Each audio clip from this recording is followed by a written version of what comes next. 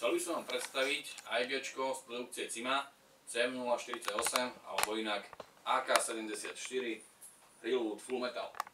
Balenie obsahuje samotnú zbraň,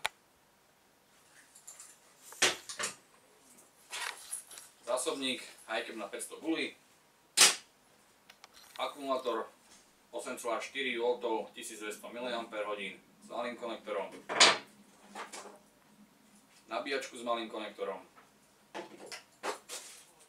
testovacie guličky a čistenie hlavne. Zbraň váži 3,5 kg, dĺžka hlavne je 455 mm, ktorá nám zaručí dostatočný dostrel. Hobab zbraní je kovový. Na ľavej strane zbrane sa nachádza bočná základňa pre uchytenie bočnej montáže, na ktorú si viete pripevniť kolimátor alebo optiku. Vzadu pažba, ergonomická, drevená, zároveň slúži ako batériový priestor.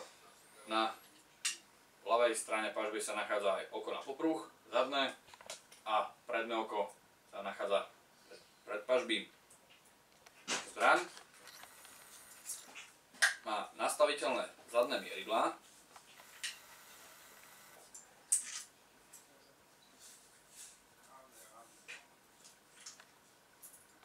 nastaviteľný hobab,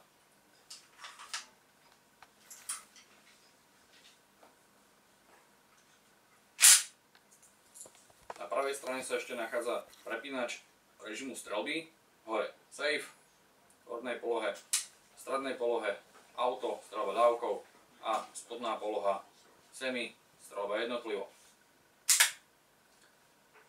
Zbraň má trojkový kovový mechabox so strunou okolo 120-130.